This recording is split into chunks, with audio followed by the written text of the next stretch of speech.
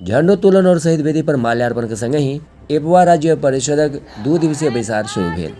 झंडोत्तोलन के बाद शहीद वेदी पर माल्यार्पण के संग ही अखिल भारतीय प्रगतिशील महिला एसोसिएशन के 2 दिवसीय राज्य परिषद के बैसार रवि दिन शहरक मीनाक्षी उत्सव पैलेस धर्मपुर में शुरू भेल। बैसारक अध्यक्षता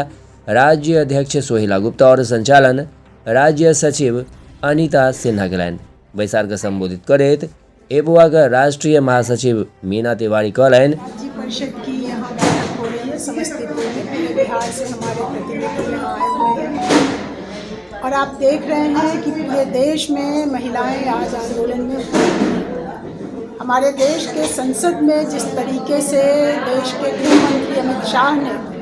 संविधान निर्माता अंबेडकर के खिलाफ बयान दिया, ये हम महिलाओं के लिए बहुत अपमानजनक स्थिति है। हम सब जानते हैं कि इस देश के भीतर अगर हिंदू कोड बिल लाने की कोशिश की थी तो वो अंबेडकर थे, जिन्होंने हिंदू महिलाओं के लिए संपत्ति का अधिकार, हिंदू धर्म में बहुविवाह के खिलाफ बात करना, महिलाओं को वोट लेने का अधिकार देना, तलाक हासिल करने का अधिकार, इन तमाम सवालों को लेकर जो हिंदू कोड बिल बना था उसके लिए अंबेडकर लगातार प्रयास करते रहे थे। और आज अमित शाह जो कह रहे हैं, इनके पुराने लोग थे, वो हिंदू महासभा थी, वो आरएसएस से जुड़े हुए लोग थे उस दौर में, जिन्होंने हिंदू कोड बिल का विरोध किया था, जिन्होंने अंबेडकर का विरोध किया था। तो ये अतीत में भी अंबेडकर के खिलाफ थे और वर्तमान में भी अंबेडकर के खिलाफ बयान दे रहे हैं, इसलिए कि इस देश के भीतर आज महिलाओं को जो कुछ भी अधिकार मिला हुआ है वो डॉक्टर अंबेडकर की देन है, ये इस संविधान की देन है। तो हमारे इस राज्य परिषद की बैठक में निश्चित रूप से हम लोग महिलाओं को जो अधिकार मिले हुए हैं, जो संविधान से हमें अधिकार मिला हुआ है, उसको जो आज ख़त्म करने की कोशिश आज देश की सत्ता में बैठे हुए मोदी जी और उनकी पार्टी कर रही है, इसके खिलाफ हम अब यहाँ पर एक आंदोलन की योजना बनाने जा रहे हैं। आप देख रहे हैं कि इस बिहार में जहाँ पर अटल सम्मान के नाम पे कार्यक्रम आयोजित हुआ और उस कार्यक्रम में एक गायिका जब महात्मा गांधी का जो प्रिय भजन था रघुपति राघव राजा राम, जब उस भजन को गाती है तो उस महिला से माफ़ी मंगवाया जाता है बड़े मंच पर,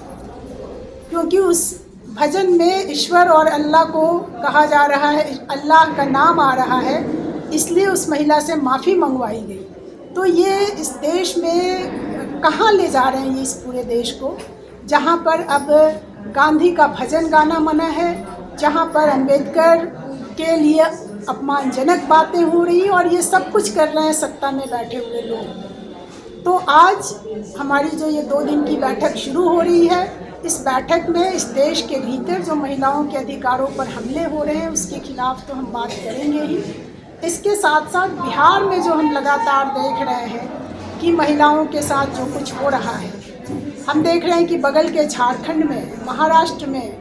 दूसरे राज्यों में महिलाओं के लिए योजनाएं चल रही हैं, लेकिन बिहार में महिलाओं के लिए कोई योजना नहीं है। हम मांग करने वाले हैं, हम मांग कर रहे हैं, इस पर हम लड़ रहे हैं कि बिहार में हर महिला को 3000 रुपये महीने में सशक्तिकरण राशि दी जाए। हम इस सवाल को उठा रहे हैं कि बिहार में जो भी स्वयं सहायता समूह बने हैं, वो स्वयं सहायता समूह आज महिलाओं के हित में कोई काम नहीं कर पा रहे हैं। दिखावे के लिए कुछ समूह को कुछ काम मिल जा रहा है, लेकिन जो 1.5 करोड़ महिलाएं समूहों से जुड़ी हुई हैं, समूह की महिलाओं को आज कहीं रोजगार नहीं मिल रहा है। हम ये भी देख रहे हैं कि चूँकि समूह से महिलाओं को प्रॉपर कर्ज नहीं मिलता है, माइक्रो फाइनेंस कंपनियों को लगातार बढ़ावा दिया जा रहा है और आज माइक्रो फाइनेंस कंपनियों का इस तरह का दमन और दबाव चल रहा है कि समस्तीपुर में, बगल के मुजफ्फरपुर में, बिहार के कई ज़िलों में हम लोगों ने देखा है कि महिलाएं उनसे प्रताड़ित हो रही हैं, आत्महत्या तक की घटनाएं सामने आ रही हैं। तो बिहार में महिलाओं की शिक्षा का सवाल, महिलाओं के स्वास्थ्य का सवाल, उनके रोजगार का प्रश्न और सबसे बढ़कर उनकी सुरक्षा और उनके सम्मान का प्रश्न और संविधान प्रदत्त अधिकार का प्रश्न, इन तमाम प्रश्नों पर हम अगले 2 दिन में यहाँ चर्चा करेंगे, बात करेंगे और आगे के आंदोलन का फैसला लेंगे। आपका नाम पर?